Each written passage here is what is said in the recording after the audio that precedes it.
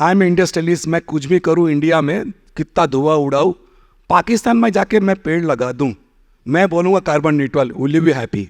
There are times you're going to be failing. There are times you'll think that this is not going to work out. There are going to be people like the InMobi founder was saying, people will come and tell you, close this down. What are you doing? But don't give up. There will always be that point of inflection when things will turn your way. Even BlackRock started putting different rate of interest while investing based on the different pollution level of the companies.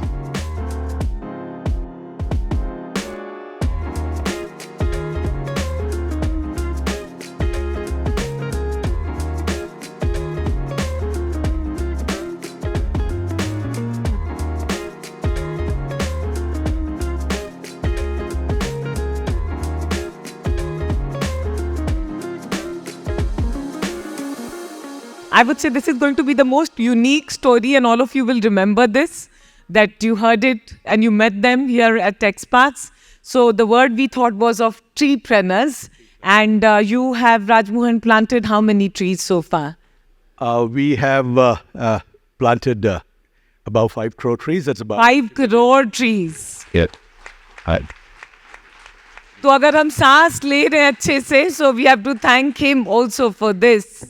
Yes, because we mostly meet people who are cutting trees and making buildings and offices and everything. So here in the tech world, when we are talking about artificial intelligence and all the GPUs and all the climate warming that takes place, here are the entrepreneurs who are making change. And 5 crore trees are not a small number. So Raj Mohan, tell me, what got you to start this endeavor to do this? Yeah, at the age of 52, twice failed business entrepreneur. I didn't have many options.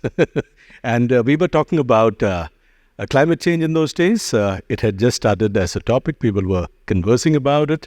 Large cities had issues of kids below the age of 10, 70% of them having some kind of bronchial problem. And in my previous business, I was probably people above the age of 30 here would remember something called the Yellow Pages. So I used to publish the Yellow Pages, and the Yellow Pages are a huge directory, a commercial directory, which is distributed free of cost to thousands and thousands of people. So you can imagine the amount of trees I directly or indirectly cut. So sometime I guess it was some kind of a wake-up call or whatever, and I decided to go into this. And at the same time, we were talking to Google to do something like a marketplace like Alibaba. And the family was kind of looking forward to the next entrepreneurial journey, when I kind of came home one day and said, I want to spend the rest of my life planting trees. And my youngest son, I remember, he had this absolute shock in his eyes. Dad's gone mad. My wife said, my friends told me, probably midlife crisis. I was 52, so I said, midlife is past, long past. So that's how the journey started. A journey of 1,000 miles, like they say, starts with a single step. We started planting. There was no CSR. There was no sustainability. Was a topic that people like Pratyush were talking about. There was no CSR in those days. TiCon 2014 gave us a small fillip. Very interesting. The past president, one of the past presidents of TI, mentioned that all startups are funded by family, friends, and fools. So fools who believe in your story. So we did get some initial traction. But this is amazing. We all, there are few things, all of us in this room, in some point or the other, we all say, we all want to plant trees, we all want to have a farm, work in a farm, we all want to do something for the climate, but you have made it happen. And you've made it happen, you have a venture which is creating a huge impact. Take us through if I can, because one of the challenges that happens with ventures like this, all of us want to do, but we don't know the sustainability of this sustainable venture. So if you can tell us about that and what do you do in that regard, and Pratyush, then over to you. I remember a senior of mine from college who retired as the chairman of a very large bank. When he heard that this is what I was doing, He told me, send me your resume, I'll find you a job. I said, nobody's going to give a 52-year-old, twice failed entrepreneur a job. So he tried. And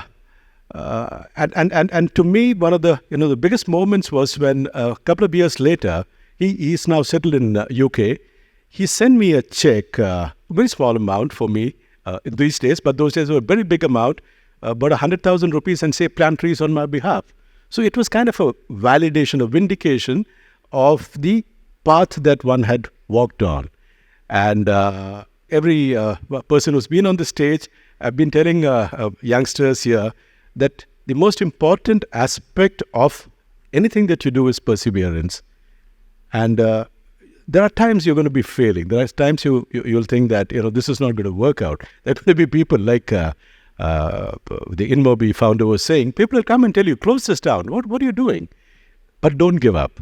There will always be that point of inflection when things will turn your way. Yeah, persistence and belief. And you're an example, and I'm just still thinking that 5 crores is a huge number. Pratyush, what do you have to say about sustainability? And you were telling us about this event also, right? Like what are the carbon footprint for events like this? So it's I always say it's not about we look at some polluting industry fumes coming out, we said they are polluting. Each individual, we have our own carbon footprint. For everybody understanding, all of you, just by attending this conference of any 5-star, this one or anyone, your per capita per day emission is roughly 2 tons. 2 tons of CO2 you are emitting. That includes your scope 1, 2 and 3. I mean from your to and fro, everything. And no technology is clean. We have to keep those technology, make them clean. That need to be there with everybody who is innovating, being entrepreneurs from the day one. Not necessarily will do from the day one, but that has to be in the back of mind. If that is there, the sustenance of your technology, platform, product will be pretty long term. All those who have sustained in technology sector, if you look at them, the sustainability was inbuilt into them, whether it was Tata groups of some Fortune 500 kind of things. If you are to be a long runner player, the sustainability factor, the ESG factor has to inbuilt into your mission statement itself from the day one. This is how we can go. And thank you so much to you and Tech Super 30 team. I was counting, 7 of them are solving a problem in and around green or clean tech. We made all of them. I could see they need a lot of support. I was thinking that I need to sit with them separately to help their product, which can be of global standards, and then global players will say, okay, we are ready to take your product. Yeah. I have a question to both of you that when it comes to, again, we talked about climate tech or sustainable or green ventures per se. We've not seen that kind of scale. And the second is that when it comes to ESG, I somehow still think ESG is a very fancy 5-star hotel conversation. And there's not a lot of focus, be it SMEs, manufacturing. हम Bangalore में थोड़ा बाहर जाएंगे तो तुमकुर ये सब में, यही यशवंतपुर से if we go a little ahead, then you'll see a lot of carbon coming out of some of these old factories. What do you think we are doing in this direction as a country, and what would you like to tell entrepreneurs who are building in this space? Like my friend Pratyush said that, if you speak to our elders, say, who are in the late 70s, 80s, they will always advise you to do something which is basically, they'll say 3 sentences. देखो, अपने लिए ठीक है, अपने परिवार के लिए ठीक है, परिवार और समाज के लिए और सृष्टि के लिए ठीक है. So is it good for the environment? So that was always one of the prime considerations of any activity that our elders did. We somehow seem to have forgotten that. So we said, okay, then independence happened probably, and then the forest departments were created. So, we thought that it's, kisi aur ka kaam hai. Like when we throw garbage on the street, we think that somebody else is going to come and pick it up for us. Yeah, we don't think that, it's our street, it's our town, our city, and that we need to keep it clean. When I used to live in Bangalore in the late 90s and early 2000, it was a garden city. And now I don't think it qualifies to be a garden city anymore. It's again, like you said, infrastructure, humongous amount of people who are coming, and nobody actually owns this town anymore. I mean, it's a big city now. It's no longer a town. Nobody has that ownership feeling. So if you have an ownership feeling, like you have an ownership for your home or a flat, you will do things to keep it environmentally sustainable, clean. So what can we do? We all have to take that single step. Probably pick that single piece of paper that's lying on the road. Plant a tree. Have a pot in the home. So Raj, I have a question for you, that for all of us in this room, if we want to be part of what you are doing, of planting the trees and 5 crores, again, I go back to that number of trees that you planted, what can we do? How can we participate? And how do people engage with you? Our objective is to plant 1 billion trees. This was our late President Abdul Kalam Saab's dream. All of us, we've been talking about 1 billion customers, $1 billion, unicorns, etc., etc. Why can't we just talk about 1 billion trees? Each of us plant a tree each. It's 1 billion trees. Now, coming to how to engage with us, we have a stall here. You can scan our code and pledge to plant a tree. As far as this particular show is concerned, Techsparks, we have planted a tree on behalf of every person who's attended and every delegate who's come. Did you know, that's a big round of applause. Thank you. Yeah. Thank you so much.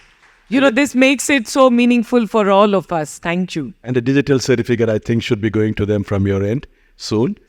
This was planted in a small village in Sonbhadra district of eastern Uttar Pradesh, very close to your home. Yes. Yeah.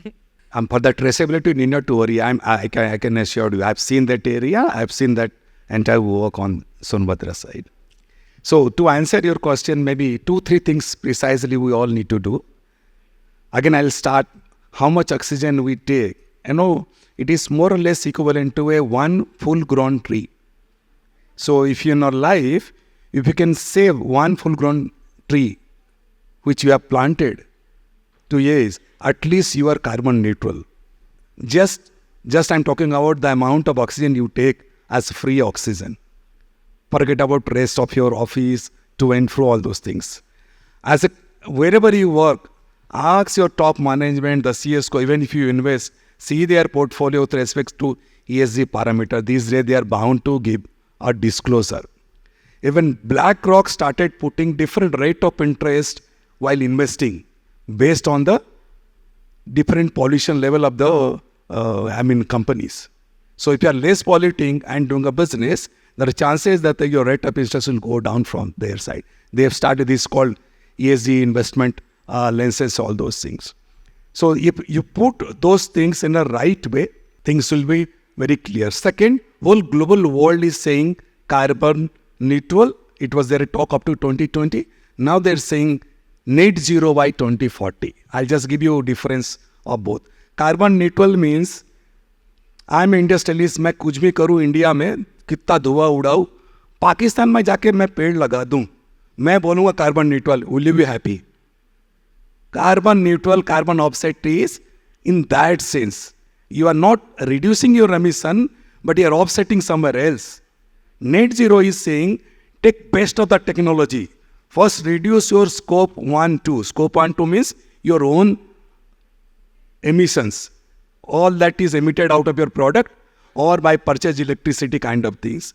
And then for remaining where technology is not there, you are allowed to go for offsetting outside.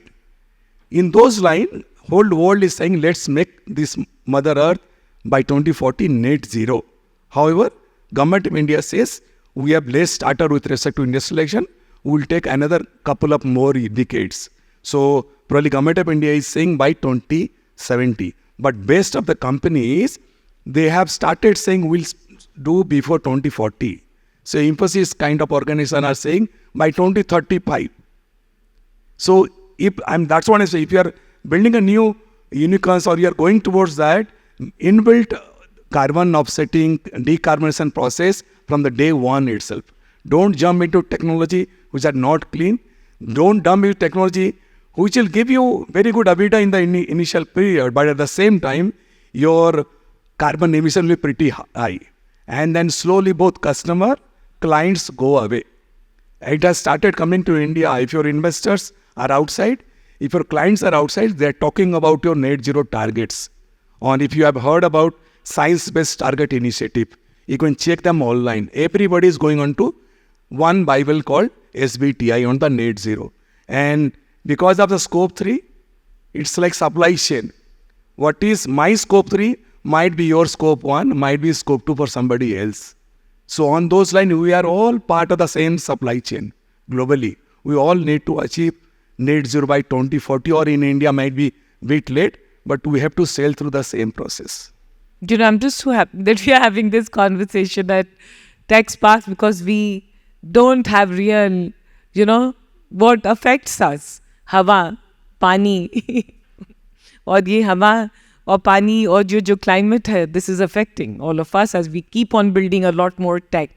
Raj, last before I open it for everyone is, how do you see, tell us about the impact in the local economies, ecosystems where you planted these trees. What are the changes that you see? I could tell you we could spend the entire evening telling you stories about it. But I'll tell you a few, which are very dear to me, which, even now when I think about it, my hair on my hand stands up.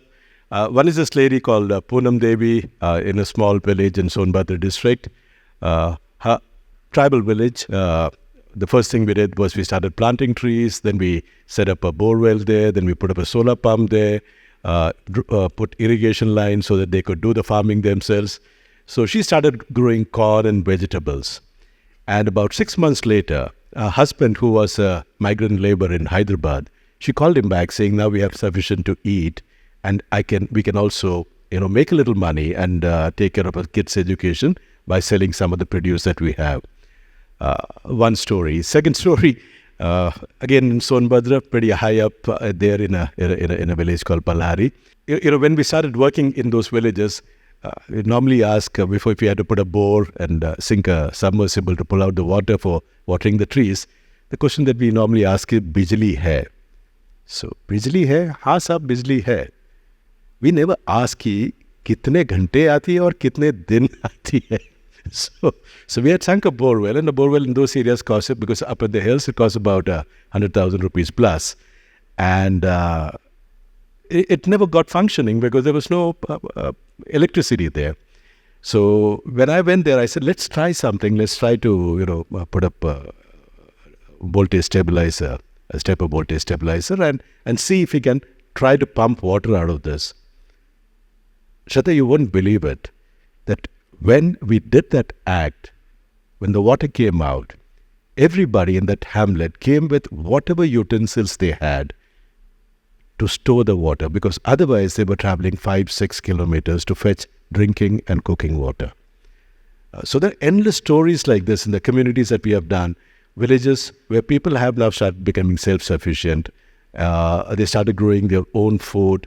They don't rely too much on outside vegetables and stuff like that. We help them with intercropping, seeds and stuff like that. So there's a huge transformation that's happening. But when you say 5 crores, it's a really tiny number. Like Nandan Dilankan is fond of saying, this has to be done population scale. So if one person with absolutely no radar, we just tried doing this, seat of a pants kind of an entrepreneur. If we could reach 5 crore trees, 6 crore trees, I think if we have 10 more people like dedicated people who are focused on this, or a consortium of people, we can change the face of. You're showing us the way, because all these are talks, but you've made this happen, and you're not a government entity. You're not a very large corporate enterprise. You're a startup yourself, which did this, and people didn't believe and ridicule, but you went ahead, did that, planted the trees, and you showed the way. And I also want to say then again, for everyone who has walked in, who was here, that on behalf of all of us, all the attendees here at Techsparks, they have planted a tree for each one of us, because by coming here, we also do carbon emission. And to me, that is India, that is being human, that's being leader, that's the role model. I think in our country, I'm sitting with you, I just want to say to both of you that somewhere the narrative and the appreciation of which kind of leaders that we need to appreciate and look up to has to also evolve. And I would say that I look up to you because I would say Padma Bhushan ho, Bharat Ratna ho, aap logon ko mile because you're doing what we think and what we talk. And then we forget. So you're making that happen. So thank you so much to both of you. Thank you. Yeah. One small addition. So this time we made your conference for everyone's carbon neutral. Next time wherever you go, you think yourself also. Yeah. Yeah. Very fair point. Number one. Second disclosure from my side, I was super excited looking at your Tech 30. Any one of you want, 7 of have the product around sustainability ESG. If you need any support for next 1 year of my time is dedicated for of you without any cost. Wow. Absolutely. I will help you out to design some good Great. corporate sustainability products. You guys are good people. I observe that so many innovation and technology come out and we accept that, and down the line, few years down the line, we accept that that technology is not suitable or not sustainable. So any government futuristic view which is making product or innovation sustainably good, so that down the line there won't be any negative impact. I feel that there should be a stronger scrutiny of any product and innovation before the launch, so that down the line we won't repent on Got that. the question, yes. Small thing on those lines. If you heard about LCA, life cycle approach, any global client these days, any tech product, when they evaluate, they are not evaluating only on commercial. They are also taking the LCA approach, total emission of this product. Product having lower emissions are very easy to sell out to the global clients. That is number one. And product having higher emission, you may succeed in a year or two now. The moment somebody cross LCA with lesser emissions, you are outdated in the market. So we all have to adhere to LCA standard globally.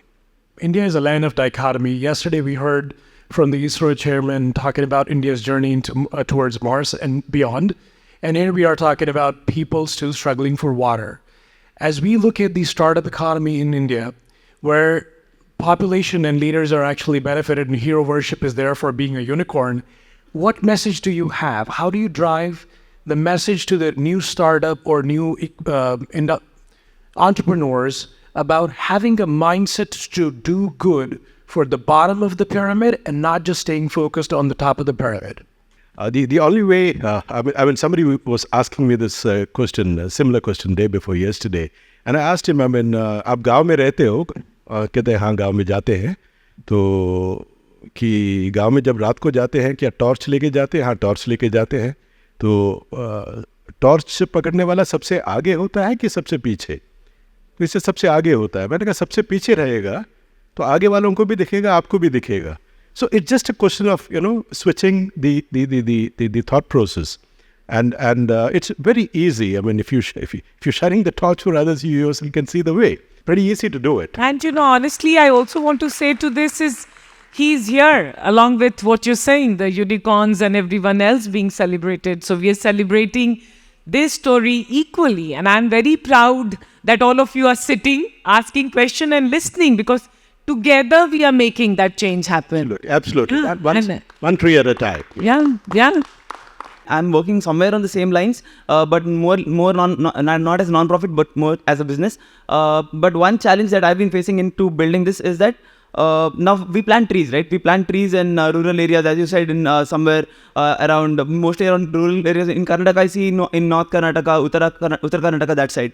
But the most requirement of trees right now is in our tier 1 metro cities, I see, because these are becoming one of the most polluted cities in the world. So, but the land is completely utilized. You can't plant trees anywhere in Delhi, Mumbai.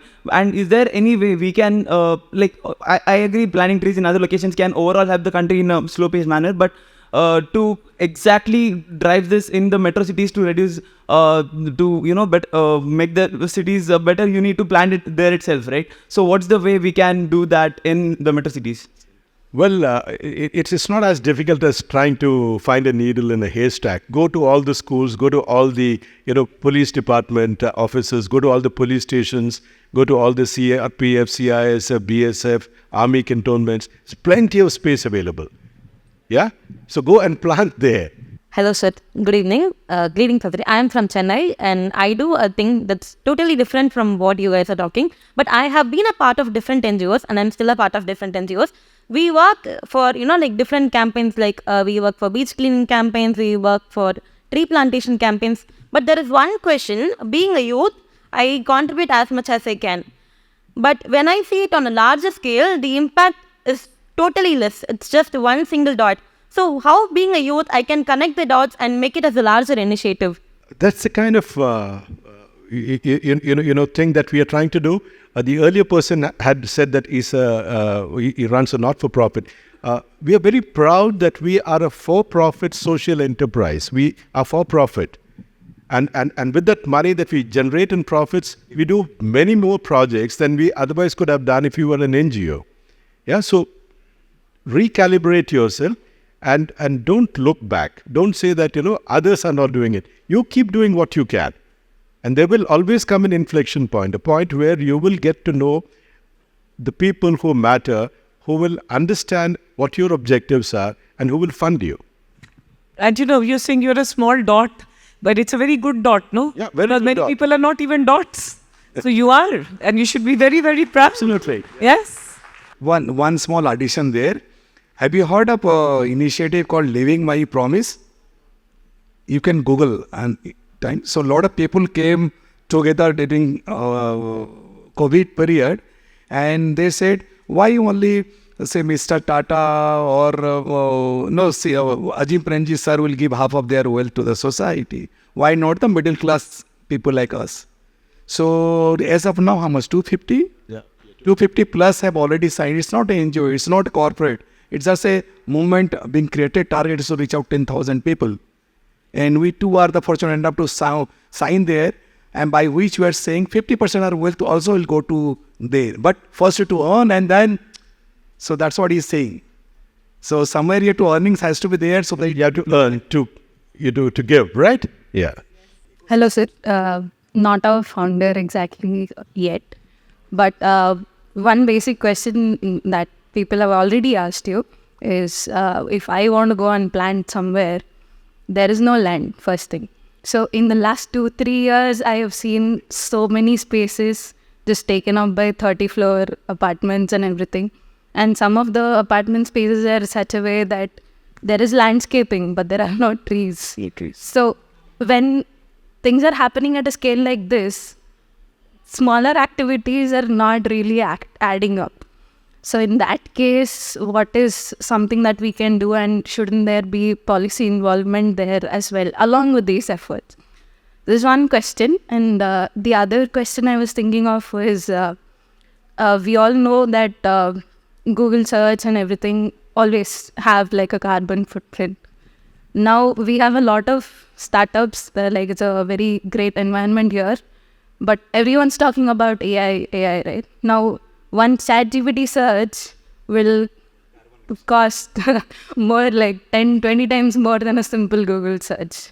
So as we are shifting towards that, there's accelerated amount of this as well. So we have to think about that also, right?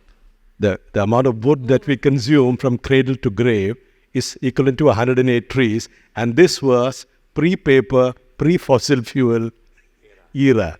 Okay, so your question is extremely valid. Google search, say if it emitted 1 gram, AI probably is about 10 or 15 grams. And the number of, multiplied with the number of people who are using AI, it's a humongous amount of thing. So, the worst case scenario is we're hurtling towards imminent, finish of the human race. But I am hopeful that we will find solutions, both technology as well as nature-based, which will help us. when we are moving towards AML more, the IT companies' carbon footprint, scope 1, 2 is pretty less for them, but scope 3 was roughly 75%. With AI/ML, it is growing towards 90%. So with that new technology in the name of AI/ML, we are increasing our footprint drastically up for the IT technology sector itself. With this, I'll tell both of you that may the universe listen, may you be recognized, and may you get Bharat Ratna, but that is not the milestone. The milestone is that you've planted the trees and you go on, and we all participate in planting 1 billion trees. It's an honor, it's a privilege, and let's give a big round of applause to them. I guess